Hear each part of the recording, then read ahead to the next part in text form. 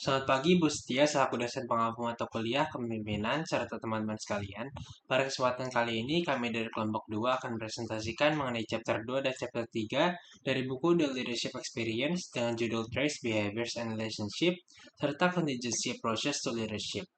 Kelompok kami beranggotkan saya sendiri Daftar Sondak dengan NIM 2021-5007, Yosi Kumala dengan NIM 2021-50022, Michael dengan NIM 2021-50047, Rizky Celina dengan NIM 2021-50050, Corinthia Inji dengan NIM 2021-50274, dan Rivaldo dengan NIM 2020-60119. Untuk materi pertama yaitu chapter 2 mengenai Traits, Behaviors, and Relationships. Pertama ada the traits approach. Trait atau sifat adalah karakteristik pembeda dari seorang pemimpin seperti kecerdasan, kerendahan hati, dapat diandalkan, kejujuran, dan percaya diri. Nah, teknik untuk mengetahui apakah seseorang mendapatkan sifat ini dikenal dengan the Great Man Approach. The Great Man Approach ini digunakan untuk mengidentifikasi sifat dari pemimpin sukses yang membedakan dirinya dengan orang lain atau kalangan non-pemimpin.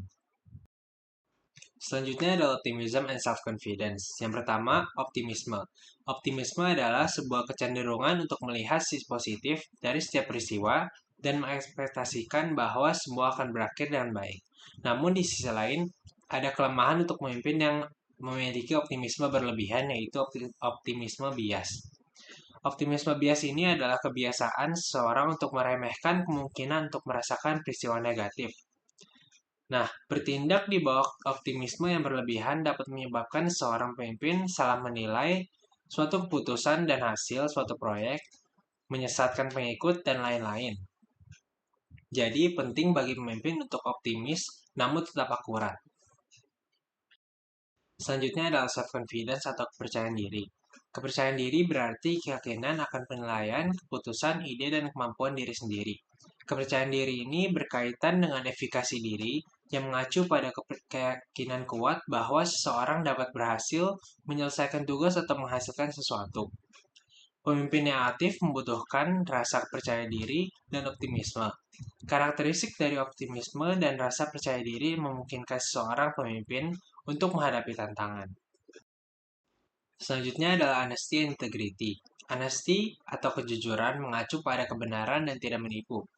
Kejujuran menyeratkan keterbukaan yang disambut baik oleh para pengikutnya. Dan integrity atau integritas berarti bahwa karakter seorang pemimpin itu utuh, terpadu, dan berlandaskan pada prinsip-prinsip etika yang kuat. Dan pemimpin tersebut bertindak sesuai dengan prinsip-prinsip bahkan ketika tidak ada seorang pun yang melihat mereka. Kejujuran dan integritas merupakan dasar bagi hubungan yang saling percaya dan produktif antara pemimpin dan pengikut. Pemimpin yang sukses terbukti sangat konsisten dan dapat dipercaya. Mereka mematuhi prinsip etika dasar dan secara konsisten menerapkannya dalam kepemimpinan mereka. Selanjutnya adalah humility atau kerendahan hati. Kerendahan hati berarti bersikap rendah hati dan bersahaja, bukannya sombong dan angkuh. Kerendahan hati seorang pemimpin mencakup 5 karakteristik penting. Yang pertama, kesadaran diri yang jelas dan akurat. Kedua, menghargai orang lain dan mengakui kontribusi orang lain. Ketiga, keterbukaan untuk belajar dari orang lain. Yang keempat, ego yang rendah dan fokus pada diri sendiri yang rendah. Dan yang terakhir, orientasi untuk melayani orang lain. Pemimpin yang baik tidak akan membiarkan rasa percaya diri dan ego menuntun mereka pada kesombongan yang akan berakhir pada kehancuran, tapi menyadari kelemahan mereka dan terbuka untuk belajar dari orang lain dan menghargai mereka. Selanjutnya adalah good and bad traits as perceived by followers. Kesesuaian suatu sifat bergantung pada situasi kepemimpinan, tapi beberapa sifat berharga bagi semua pemimpin, seperti yang dijelaskan sebelumnya, yaitu kerendahan hati, optimisme, kejujuran, dan kepercayaan diri. Dan ada karakteristik tambahan yang berpengaruh bagi kepemimpinan adalah pengetahuan, etika kerja, intelijensi, dan keterampilan interpersonal. Nah, berikut adalah tabel yang menunjukkan hasil survei mengenai 10 sifat umum yang tidak disukai orang dari manajer yang dianggap buruk dan 10 sifat umum yang disukai orang dari manajer yang dianggap baik. Yang pertama dari manajer yang dianggap buruk, sifat-sifatnya adalah tidak mekomunikasikan ekspektasi, pilih kasih, tidak peduli akan karir dan pengembangan personal, berbicara buruk di belakang orang, tidak menerima masukan, membenarkan diri, tidak sadar diri, dan egois. Dan dari manajer yang dianggap baik, sifatnya ada etika kerja yang baik, jujur, memiliki selera humor yang baik, percaya diri, attitude yang positif, membuat keputusan yang baik, menyadari atau mengapresiasi saat melakukan pekerjaan yang bagus, memiliki semangat kerja, memiliki pengetahuan cukup, dan yang terakhir memiliki pemahaman baik untuk keseluruhan bisnis. Dan materi selanjutnya akan dijelaskan oleh rekan saya, Jessica. Terima kasih. Nah, berikut adalah tabel yang menunjukkan hasil survei mengenai 10 sifat umum yang tidak disukai orang dari manajer yang dianggap buruk dan 10 sifat umum yang disukai orang dari manajer yang dianggap baik. Yang pertama dari manajer yang dianggap buruk, sifat-sifatnya adalah tidak mekomunikasikan ekspektasi, pilih kasih, tidak peduli akan karir dan pengembangan personal, berbicara buruk di belakang orang, tidak menerima masukan, membenarkan diri, tidak sadar diri, dan egois. Dan dari manajer yang dianggap baik, sifatnya ada etika kerja yang baik, jujur, memiliki selera humor yang baik, percaya diri, attitude yang positif, membuat keputusan yang baik, menyadari atau mengapresiasi saat melakukan pekerjaan yang bagus, memiliki semangat kerja, memiliki pengetahuan cukup, dan yang terakhir memiliki pemahaman baik untuk keseluruhan bisnis. Dan materi selanjutnya akan dijelaskan oleh rekan saya, Jessica. Terima kasih. Nah, sekarang kita akan masuk pada poin 2 step 2, yaitu know your strengths atau ketahui kekuatanmu. Nah, beberapa orang itu berpikir pemimpin harus memiliki semua keterampilan untuk menghadapi setiap tantangan. Mitos ini menyebabkan stres dan kerugian bagi organisasi. Ketergantungan timbal balik adalah kunci kepemimpinan yang efektif, dan pemimpin yang terbaik adalah kepemimpinan atau pemimpin yang dapat mengasah kekuatannya sambil bekerja sama dengan orang lain untuk menutupi kelemahan mereka. Dan dilanjutkan dengan poin 2 strip 2A, yaitu what are strengths atau apa itu kekuatan. Nah, strength sendiri adalah bakat atau kemampuan alami yang telah didukung dan diperkuat dengan pengetahuan dan keterampilan yang dipelajari. Bakat dapat dianggap sebagai sifat bawaan dan secara alami membentuk pola pemikiran, perasaan, dan perilaku yang berulang. Dan di poin 2 strip 2B, yaitu how leaders can use strengths atau bagaimana cara agar si pemimpin dapat menggunakan kekuatannya, dapat diartikan sebagai pemimpin itu bisa menjadi lebih efektif ketika mereka berada pada posisi yang paling sesuai dengan kekuatan mereka. Namun penelitian menunjukkan bahwa kebanyakan orang lebih mudah menggambarkan kelemahan mereka daripada kelebihan mereka. Sekarang kita akan masuk pada pembahasan poin 2 strip 3, yaitu behavior approaches. Seperti yang disarankan pada pembahasan sebelumnya, kekuatan bukan hanya sekedar sifat pribadi, tetapi juga pola perilaku. Nah, perilaku dapat dipelajari dengan lebih mudah daripada sifat, sehingga memungkinkan kepemimpinan dapat diakses oleh semua orang. Nah, di poin 2 strip 3 ini ada 2 poin teman-teman, tapi saya akan membahas pada poin pertamanya itu, yaitu 2 strip 3A, yaitu autocratic versus democratic behavior. Jadi menurut sebuah studi, bahwa terdapat 2 gaya kepemimpinan, yaitu autocratic leaders dan democratic leader. Nah, autocratic leader itu adalah pemimpin yang cenderung mengambil keputusan sendiri tanpa mendengarkan pendapat anggotanya. Sedangkan democratic leader seperti yang kita kenal dengan kata demokrasi, yaitu pemimpin melibatkan anggotanya dalam mengambil keputusannya. Sekarang kita lanjut pada poin 2 strip 3B, yaitu Ohio State Studies. Gagasan bahwa kepemimpinan itu tercermin dalam perilaku dan bukan hanya sifat pribadi memberikan fokus untuk penelitian selanjutnya, sehingga menghasilkan 2 poin, yaitu consideration dan initiating structure. Nah, consideration itu sendiri adalah kepemimpinan di mana kepekaan pemimpin untuk menghargai dan membangun rasa percaya kepada anggotanya dengan menampilkan apresiasi, mendengarkan baik-baik permasalahan yang dibahas, dan juga mencari masukan dari bawahan. Sedangkan initiating structure sendiri adalah sejauh mana si pemimpin itu berorientasi pada tugas dan mengarahkan aktivitas kerja anggotanya. Dengan contohnya seperti pengarahan tugas, perencanaan, dan juga pemberian jadwal yang jelas dalam aktivitas bekerja. Baik, selanjutnya saya akan melanjutkan presentasi pada bagian 2.3C, yaitu University of Michigan Studies.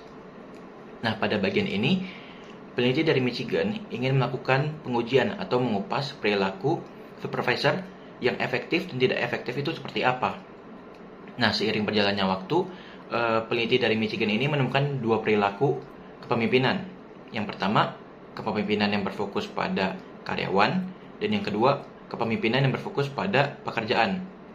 Nah, kepemimpinan yang berfokus pada karyawan itu umumnya kepemimpinan dan juga karyawan lain memiliki komunikasi yang baik, sehingga muncul interaksi positif di antara kepemimpinan dan juga karyawan-karyawan lainnya ataupun anggota-anggota lain, sehingga konflik yang terjadi di antara mereka pun kecil. Kemudian yang kedua, kepemimpinan yang berfokus pada pekerjaan.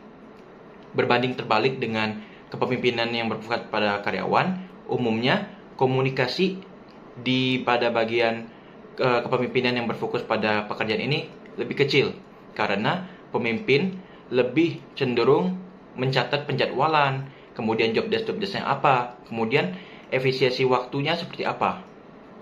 Nah, menurut penelitian dari Ohio, dua gaya ini bisa hadir secara bersamaan. Namun, pada penelitian Michigan, itu berbanding terbalik, yang dimana kedua gaya ini cenderung berlawanan, dan seorang pemimpin itu cenderung hanya memiliki satu, atau menunjukkan salah satu jenis perilaku kepemimpinan ini. Kemudian yang bagian selanjutnya, 2.3D, The Leadership Grid. Nah, teori ini dikembangkan oleh Black and Mountain yang sering disebut sebagai The Leadership Grid. Nah, teori ini menilai pemimpin berdasarkan dua kriteria. Yang pertama itu kepedulian terhadap orang, dan yang kedua itu kepedulian terhadap produksi atau production. Nah, dua hal ini biasanya dihitung secara skala 1 sampai 9, yang dimana saya kasih contoh di PPT itu ada 5 dari 7 gaya utama.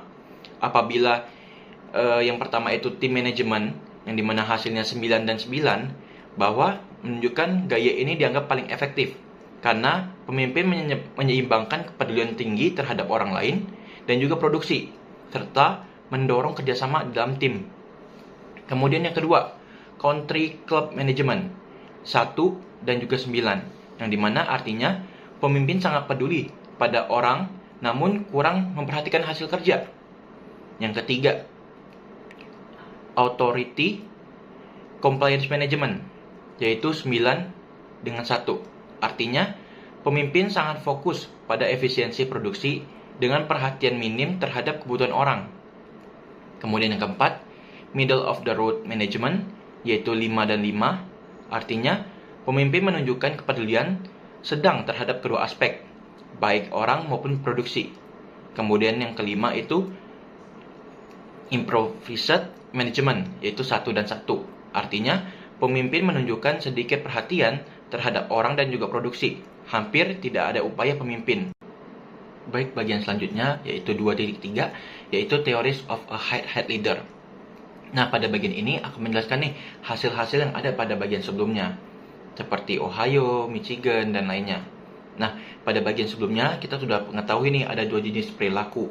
Yang pertama itu berfokus pada karyawan, dan yang kedua itu berfokus pada tugas atau pekerjaan. Nah, dua perilaku kepemimpinan ini merupakan aspek fundamental yang harus dipertimbangkan untuk keberhasilan organisasi. Nah, karena dua perilaku ini merupakan aspek fundamental, muncul nih pertanyaan-pertanyaan. Nah, seperti yang di PPT ada 3 pertanyaan nih yang penting dari temuan ini. Saya juga akan membahasnya. Yang pertama, apakah dua dimensi ini adalah yang paling penting dalam kepemimpinan? Jawabannya itu iya. Mengapa? Karena menurut penelitian empiris menunjukkan bahwa kedua perilaku ini sangat penting dan umum ditemukan di berbagai studi kepemimpinan. Kemudian yang kedua, apakah kedua orientasi ini bisa hadir secara bersamaan dalam satu pemimpin? Nah, menurut grid teori itu menyatakan bahwa pemimpin yang terbaik itu adalah pemimpin yang tinggi dalam kedua dimensi ini, meskipun pemimpin cenderung menunjukkan salah satunya ataupun cenderung menunjukkan salah satu perilaku tersebut. Kemudian yang ketiga, bisakah seseorang mengembangkan orientasi pada orang dan tugas? Menurut penelitian menunjukkan bahwa seseorang itu bisa belajar dan juga mengembangkan perilaku kepemimpinan dengan latihan serta pembinaan yang tepat. Baik, bagian selanjutnya yaitu 2.4 mengenai individualized leadership atau pendekatan baru dalam kepemimpinan. Nah, berbeda dengan teori kepemimpinan tradisional yang menganggap pemimpin itu menggunakan gaya yang sama untuk semua orang. Namun pendekatan ini menekankan pentingnya hubungan yang spesifik antara pemimpin dan juga setiap individu bawahan. Nah, individual leadership ini didasarkan pada gagasan bahwa pemimpin itu mengembangkan hubungan untuk masing-masing bawahan yang mempengaruhi bagaimana pemimpin berperilaku terhadap mereka dan juga bagaimana sih bawahan itu meresponnya. Nah, di sini ada perkembangan teorinya, yang dimana perkembangan teorinya itu ada 3. Ada tahap pertama, tahap kedua, dan tahap ketiga. Yang dimana tahap pertama itu adanya kesadaran akan hubungan khusus antara pemimpin dan juga setiap individu, bukan hanya dengan kelompok ataupun secara keseluruhan. Kemudian tahap kedua, penelitian ini berfokus pada atribut spesifik dari hubungan pertukaran antara pemimpin dan juga bawahan. Kemudian yang tahap ketiga, mengeksplorasi apakah pemimpin itu dapat secara sengaja membangun kemitraan dengan setiap anggota atau tidak. Nah, kita akan membahas tahap-tahap ini lebih lanjutnya lagi. Yang pertama, tahap pertama itu ada Vertical Dyad Linkage Model. Nah, pada bagian ini menjelaskan mengenai model Vertical Dyad Linkage atau VDL, yang dimana menyoroti pentingnya hubungan dua arah atau dyad antara seorang pemimpin dan juga setiap anggota kelompok. Nah, menurut model ini, pemimpin itu dapat memiliki hubungan yang berbeda dengan setiap bawahannya, yang mempengaruhi persepsi dan juga interaksi mereka terhadap pemimpin. Nah, berdasarkan komunikasi dua arah ini biasanya dibagi dua nih, yaitu in-group dan juga out-group. Yang dimana in-group itu artinya anggota yang memiliki hubungan dekat dengan pemimpin, yang dimana karena hubungannya dekat, sering mendapatkan kepercayaan, serta perhatian khusus, dan juga mungkin memiliki peran yang penting dalam unit kerja. Sedangkan yang kedua, out-group, yang dimana anggota itu tidak memiliki hubungan istimewa nih dengan pemimpin, sehingga karena kurang atau tidak memiliki hubungan ini, mereka itu kurang mendapatkan kepercayaan nih dari pemimpin, dan juga mereka tidak menjadi pemain kunci dalam unit kerja. Baik, bagian selanjutnya 2-4B, Leader Member Exchange. Nah, pada bagian ini merupakan bagian tahap kedua dari pengembangan teori individualized leadership, yang dimana tahap ini meneliti lebih lanjut nih bagaimana hubungan pertukaran antara pemimpin dan juga anggota, serta bagaimana sih hal ini mempengaruhi hasil pekerjaan. Nah, pada bagian ini ditemukan nih beberapa temuan-temuan.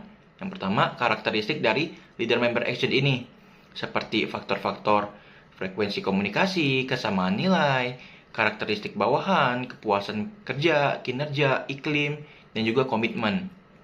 Kemudian yang kedua, in-group dan juga out-group. Nah, pada bagian ini ditemukan nih bahwa pemimpin itu cenderung membangun hubungan dengan seseorang yang mirip dengan mereka, seperti latar belakang, minat, serta nilai yang sama. Nah, kemudian yang ketiga, dampak hubungan yang berkualitas tinggi. Hubungan leader-member exchange ini dengan anggota-anggota seperti in-group itu biasanya menghasilkan kinerja yang lebih baik, serta kepuasan kerja yang lebih tinggi, dan tentu saja keuntungan bagi pemimpin. Kemudian yang keempat, manfaat bagi bawahan. Nah, dengan adanya hubungan leader-member action ini, seringkali anggota-anggota itu mendapatkan tugas yang lebih menarik, kemudian tanggung jawab yang lebih besar, serta otoritas yang lebih luas, serta penghargaan yang nyata seperti kenaikan gaji serta promosi. Kemudian manfaat bagi pemimpin dan juga organisasi. Nah, dengan adanya leader member actions ini, pemimpin dan juga organisasi itu mendapatkan manfaat dari upaya dan juga inisiatif yang lebih besar dari anggota in-group dalam menyelesaikan tugas dan juga tanggung jawab. Kemudian bagian 2-4C, partnership building. Nah, bagian ini merupakan bagian fase ketiga atau tahap ketiga dari individualized leadership. Nah, pada bagian ini ditemukan juga nih poin-poin utama. Yang pertama, kritik terhadap LMX atau Leader Member Exchange, yang dimana kritik terhadap teori ini menunjukkan bahwa memisahkan bawahan ke dalam in-group dan juga out-group bisa menyebabkan ketidakpuasan atau permusuhan di antara anggota out-group dan juga anggota-anggota in-group, sehingga dapat merugikan organisasi atau perusahaan. Kemudian yang kedua, pengembangan hubungan positif. Penelitian fase ini melihat apakah pemimpin itu dapat mengembangkan hubungan positif dengan semua bawahan dengan cara menyesuaikan perilaku anggota atau tidak. Kemudian yang ketiga, pendekatan setara. Nah, contohnya itu seperti silent meetings, yang dimana digunakan oleh Kimberly Ansett, yang mendorong partisipasi aktif dari semua peserta untuk memastikan bahwa setiap suara itu terdengar, dan juga tidak ada dominasi antara satu dengan lainnya. Kemudian yang keempat, hasil positif. Pelatihan pemimpin untuk menawarkan kesempatan hubungan berkualitas tinggi kepada semua orang itu meningkat, sehingga dengan hubungan yang berkualitas tinggi, cenderung bawahan itu merespon dengan baik serta meningkatkan kinerja mereka. Kemudian seiring dengan berkembangnya hubungan ini, seluruh kelompok kerja itu lebih produktif, dan juga pemimpin bisa mengandalkan dukungan bawahan untuk mencapai kinerja yang lebih baik lagi. Baik, bagian selanjutnya 2/5 Leadership Traits During a Crisis.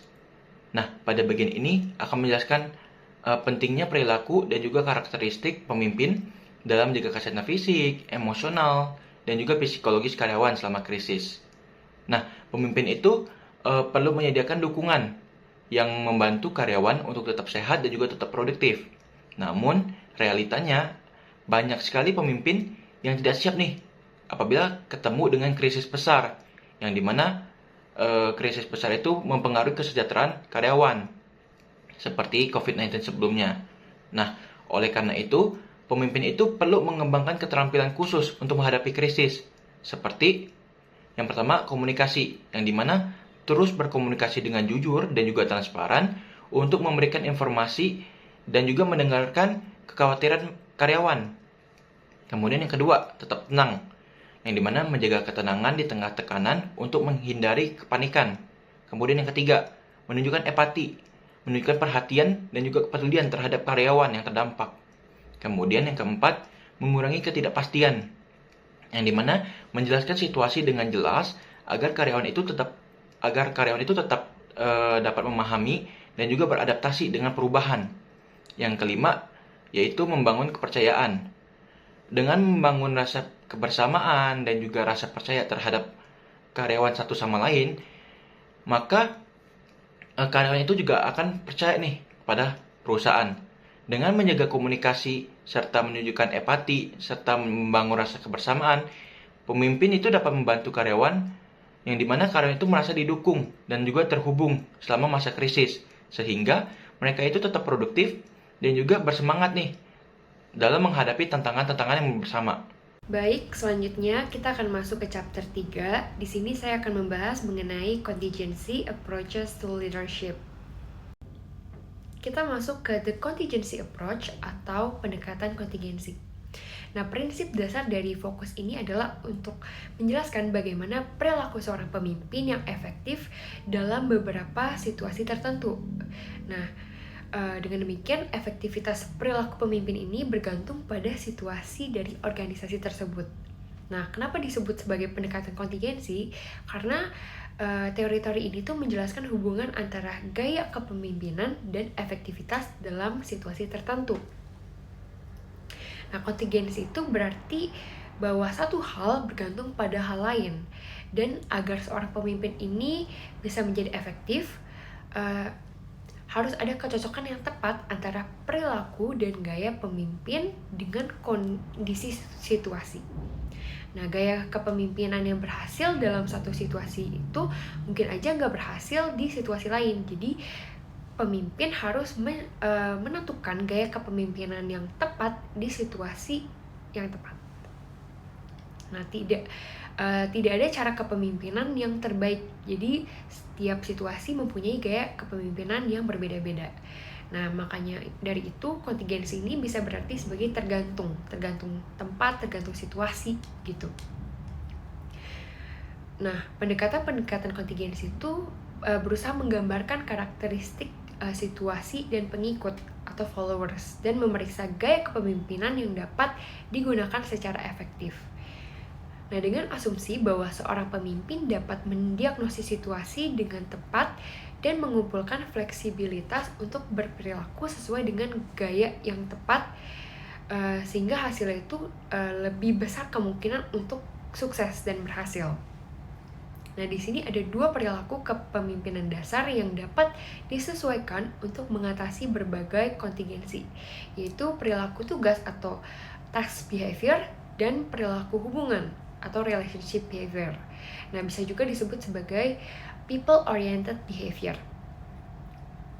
Nah, para pemimpin itu dapat menyesuaikan gaya mereka menjadi tinggi atau rendah pada perilaku, tugas, dan hubungan. Nah, bisa kita lihat di gambar 3.2 yang ada pada slide. Gambar ini tuh mengilustrasikan perilaku antara task dan juga behavior secara umum.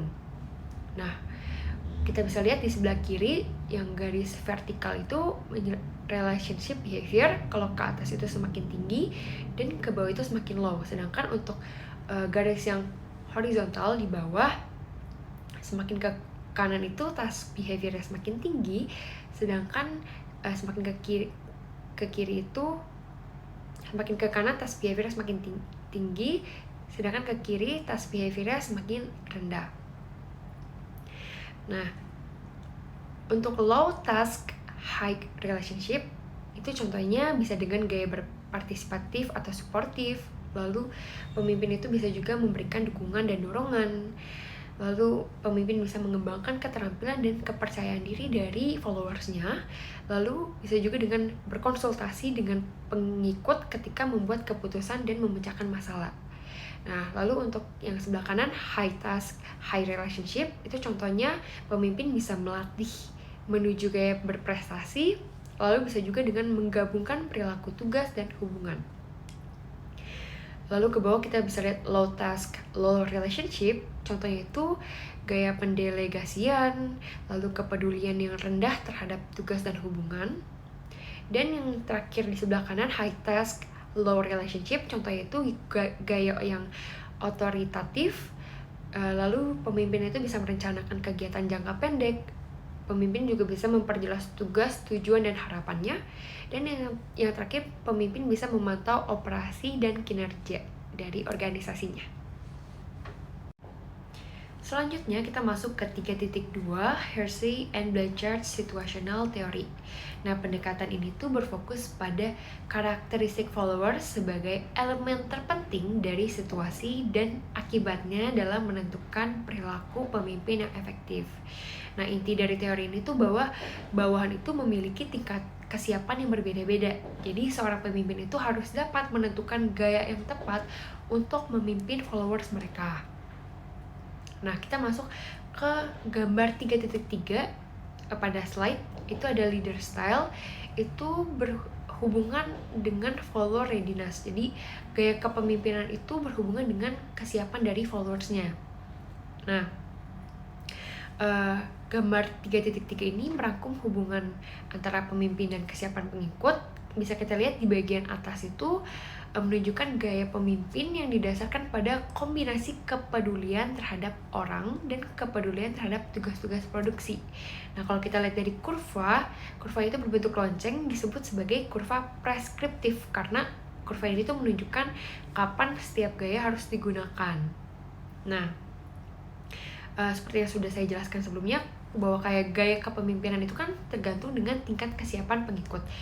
Seperti contohnya misalkan S1 nih, S1 atau telling. Nah, gaya ini adalah pendekatan yang sangat direktif dan mencerminkan kepedulian yang sangat tinggi terhadap tugas dan kepedulian yang rendah terhadap orang dan hubungan. Nah, pemimpin itu dalam gaya ini memberikan tujuan yang terperinci dan instruksi yang eksplisit tentang tugas-tugas yang harus diselesaikan oleh followersnya. Nah, maka dari itu untuk gaya telling ini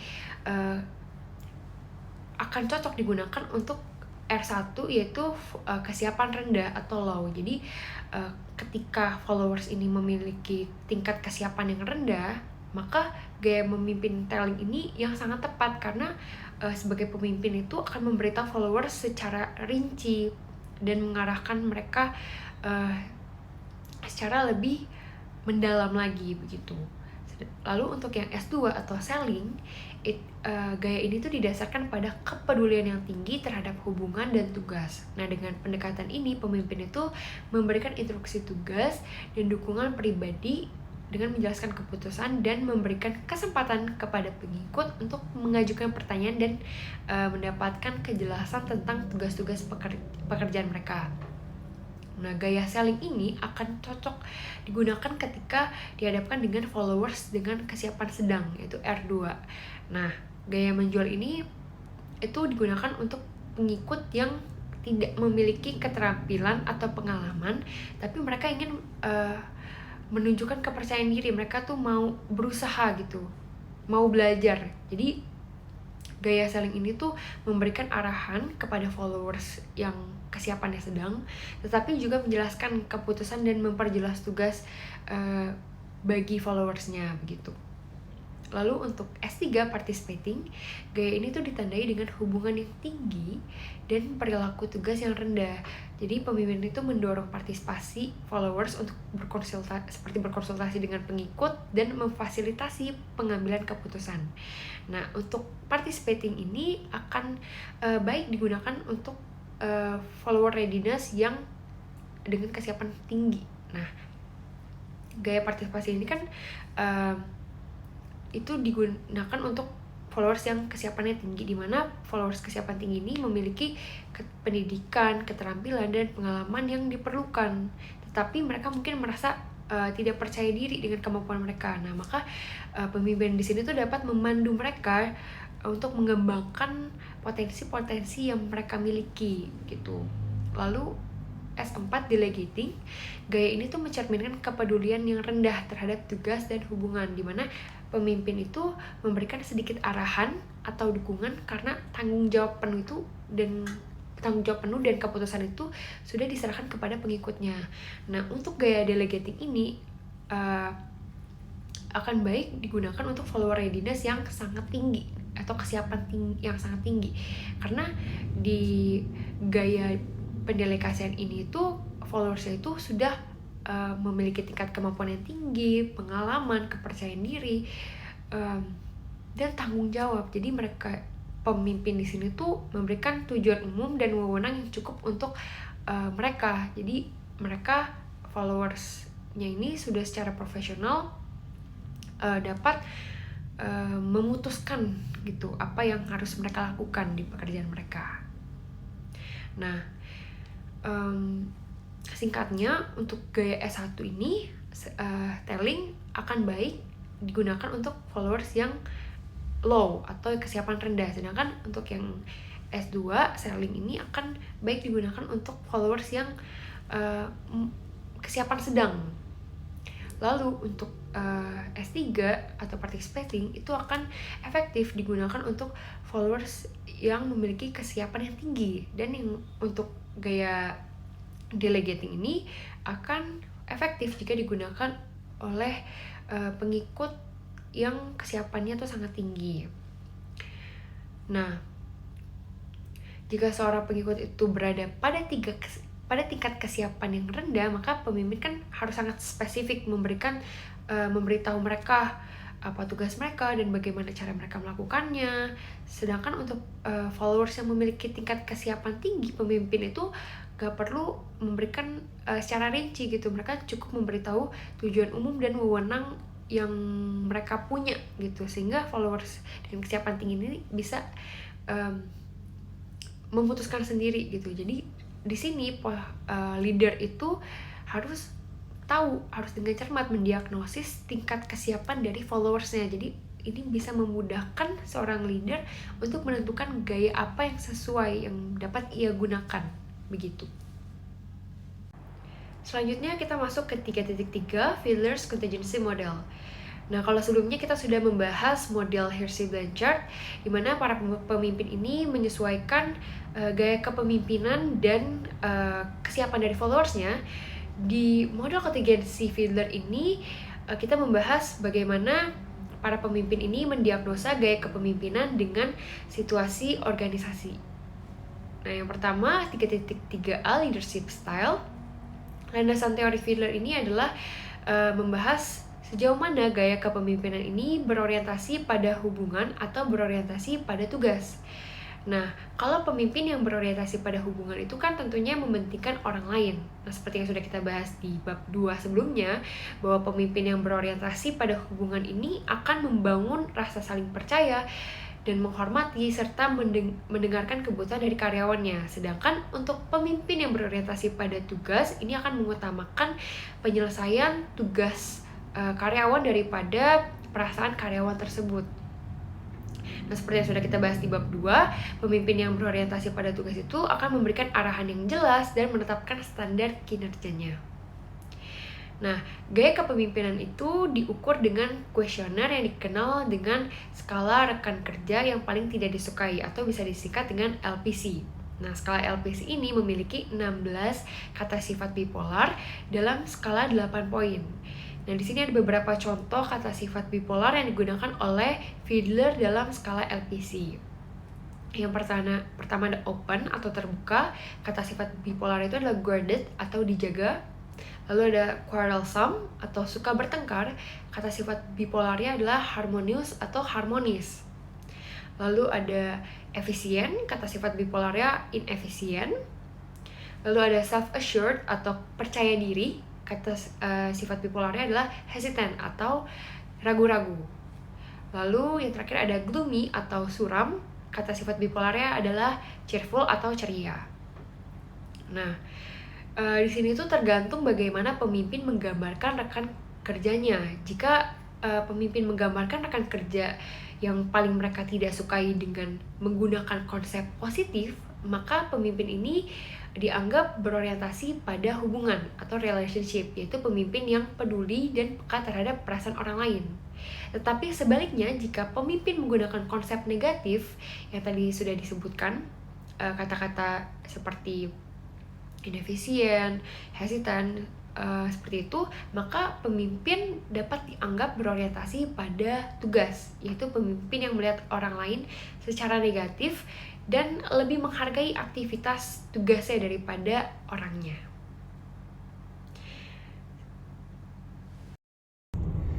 Nama saya Sikomala, saya akan melanjutkan penjelasan bagian Fiedler Contingency Model. Model Fiedler menyajikan situasi kepemimpinan dalam 3 elemen kunci yang dapat menguntungkan atau merugikan seorang pemimpin. Yang pertama ada kualitas hubungan antara pemimpin dan anggota, struktur tugas, dan kekuatan posisi. Hubungan pemimpin anggota mengacu pada suasana kelompok dan sikap anggota terhadap serta penerimaan terhadap pemimpin. Ketika bawahan mempercayai, menghormati, dan memiliki keyakinan pada pemimpin, hubungan pemimpin anggota dianggap baik. Sebaliknya, ketika bawahan tidak mempercayai, tidak menghormati, dan memiliki sedikit keyakinan pada pemimpin, hubungan pemimpin anggota dianggap buruk. Struktur tugas mengacu pada sejauh mana tugas yang dilakukan oleh kelompok didefinisikan, melibatkan prosedur spesifik dan memiliki tujuan yang jelas dan eksplisit.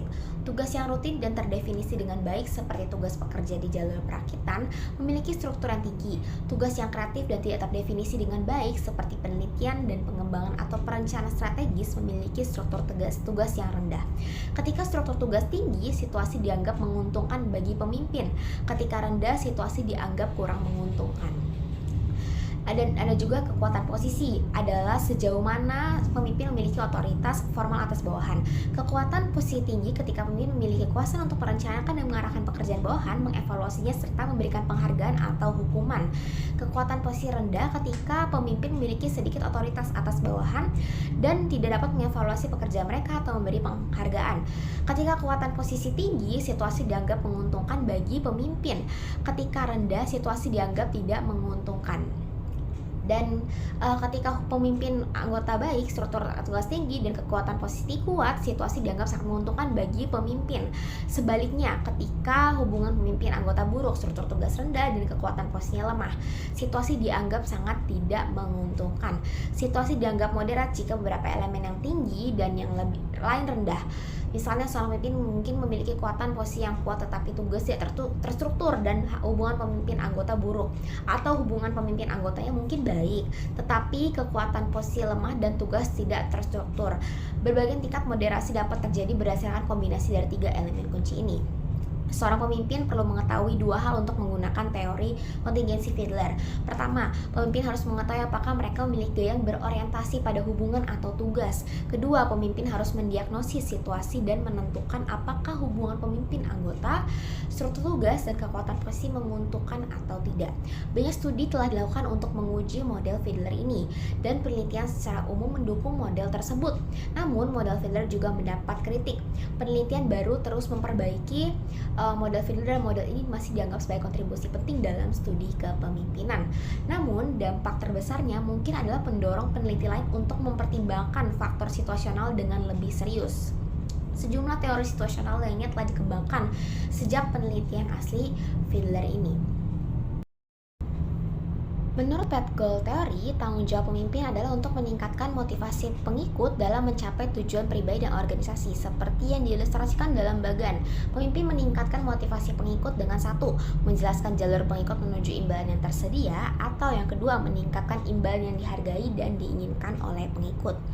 Penjelasan jalur berarti pemimpin bekerja sama dengan bawahan untuk membantu mereka mengidentifikasi dan mempelajari perilaku yang akan mengarah kepada penyelesaian tugas yang berhasil dan imbalan organisasi. Meningkatkan imbalan berarti pemimpin berbicara dengan bawahan untuk mengetahui imbalan mana yang penting bagi mereka. Apakah mereka menginginkan imbalan intrinsik dari pekerjaan itu sendiri atau imbalan ekstrinsik seperti kenaikan gaji atau promosi. Tugas pemimpin adalah meningkatkan hasil pribadi bagi pengikut untuk pencapaian tujuan dan membuat jalur menuju hasil ini jelas dan mudah ditempuh. 3-4 leader behavior. Pat Goal Theory menyarankan 4 klasifikasi perilaku kepemimpinan. Klasifikasi ini adalah jenis perilaku yang dapat diadopsi oleh pemimpin dan mencakup gaya suportif, direktif, berorientasi pada pencapaian, dan partisipatif. Kepemimpinan suportif menunjukkan kepedulian terhadap kesejahteraan dan kebutuhan pribadi bawahan. Perilaku kepemimpinan ini terbuka, ramah, dan mudah didekati, serta pemimpin menciptakan atmosfer kerja tim dan memperlakukan bawahan sebagai setara. Kepemimpinan suportif mirip dengan kepemimpinan yang berorientasi pada orang atau pertimbangan yang dijelaskan sebelumnya. Ada juga kepemimpinan direktif, memberitahu bawahan dengan tepat apa yang harus mereka lakukan. Perilaku kepemimpin mencakup perencanaan, membuat jadwal, menetapkan tujuan kinerja dan standar perilaku, serta menekankan kepatuhan terhadap aturan dan regulasi. Kepemimpinan direktif mirip dengan struktur inisiatif atau gaya kepemimpinan, berorientasi tugas yang dijelaskan sebelumnya. Ada juga kepemimpinan partisipatif. Ini tuh berkonsultasi dengan bawahan tentang keputusan. Perilaku pemimpin mencakup meminta pendapat dan saran, mendorong partisipasi dalam pengambilan keputusan, dan bertemu dengan bawahan di tempat kerja mereka. Ada juga kepemimpinan yang berorientasi pada pencapaian, menetapkan tujuan yang jelas dan menantang bagi bawahan. Perilaku pemimpin menekankan kinerja berkualitas tinggi dan peningkatan atas kinerja saat ini. Pemimpin yang berorientasi pada pencapaian juga menunjukkan kepercayaan pada bawahan dan membantu mereka belajar bagaimana mencapai tujuan yang tinggi. Oke, selanjutnya 3-4B, situational contingents. Dua kontingensi situasional penting dalam Pat Goal Theory adalah 1. Karakteristik pribadi anggota kelompok dan lingkungan kerja. Karakteristik pribadi pengikut mirip dengan tingkat kesiapan dalam model Hersey dan Blanchard, yang mencakup faktor-faktor seperti kemampuan, keterampilan, kebutuhan, dan motivasi. Misalnya, jika seorang karyawan memiliki tingkat kemampuan atau keterampilan yang rendah, pemimpin mungkin perlu memberikan pelatihan atau pembinaan tambahan agar pekerja tersebut dapat meningkatkan kinerja mereka. Jika seorang karyawan berfokus pada kepentingan diri sendiri, pemimpin dapat menggunakan imbalan finansial untuk memotivasi mereka. Pengikut yang menginginkan atau membutuhkan arahan dan otoritas yang jelas membutuhkan pemimpin yang direktif untuk memberitahu mereka dengan tepat apa yang harus dilakukan. Namun, pekerja kerajinan dan profesional mungkin menginginkan lebih banyak kebebasan dan otonomi serta bekerja dengan baik di bawah gaya kepemimpinan partisipatif. Kontingensi lingkungan kerja mencakup tingkat struktur tugas, sifat sistem, otoritas formal, dan kelompok kerja itu sendiri. Struktur tugas mirip dengan konsep yang dijelaskan dalam teori kontingensi Fiedler. Ini mencakup sejauh mana tugas-tugas didefinisikan dan memiliki deskripsi pekerjaan serta prosedur kerja yang eksplisit. Sistem otoritas formal mencakup jumlah kekuasaan sah yang digunakan oleh pemimpin dan sejauh mana kebijakan dan aturan membatasi perilaku karyawan. Karakteristik kelompok kerja mencakup tingkat pendidikan karyawan dan kualitas hubungan di antara mereka. Ingatlah bahwa tanggung jawab pemimpin adalah untuk memperjelas jalur menuju imbalan bagi pengikut atau meningkatkan jumlah atau jenis imbalan untuk meningkatkan kepuasan dan kinerja kerja. Dalam beberapa situasi, pemimpin bekerja dengan bawahan untuk membantu mereka memperoleh keterampilan dan kepercayaan diri yang diperlukan untuk melaksanakan tugas dan mencapai imbalan yang sudah tersedia. Dalam situasi lain, pemimpin dapat mengembangkan imbalan baru untuk memenuhi kebutuhan khusus bawahan. Nah, di gambar 3.6 ini mengilustrasikan 4 contoh bagaimana perilaku kepemimpinan disesuaikan dengan situasi. Dalam situasi pertama, bawahan kurang percaya diri. Oleh karena itu, gaya kepemimpinan suportif memberikan dukungan sosial untuk mendorong karyawan melakukan perilaku yang dibutuhkan untuk menyelesaikan pekerjaan dan menerima imbalan. Dalam situasi kedua, pekerjaan tidak jelas dan karyawan tidak bekerja secara efektif.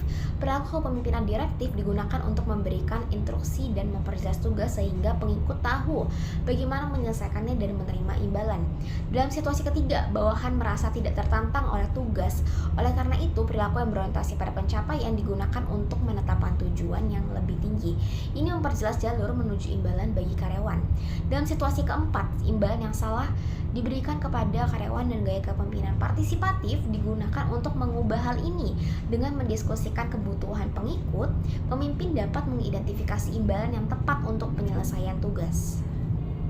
Dalam keempat kasus tersebut, hasil dari penyesuaian perilaku kepemimpinan dengan situasi menghasilkan upaya yang lebih besar dari karyawan, baik dengan memperjelas bagaimana mereka dapat menerima imbalan atau mengubah imbalan agar sesuai dengan kebutuhan mereka. Lalu bagian 3.5 ini ada The Forum Jago Contingency Model. Model contingency Forum Jago ini berfokus secara lebih spesifik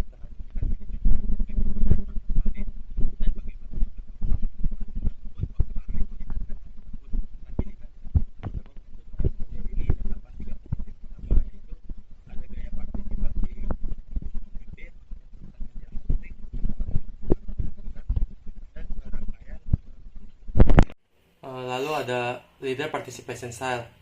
Model Forum Jago ini memiliki 5 tingkatan partisipasi di bawahan dalam pengambilan keputusan. Yang pertama mulai dari yang sangat autokratis hingga yang sangat demokratis. Bagian yang pertama ini ada decide. Pemimpin ini membuat keputusan sendiri dan memberitahu atau menjual keputusan tersebut ke dalam sebuah grup. Yang kedua ada consult individually.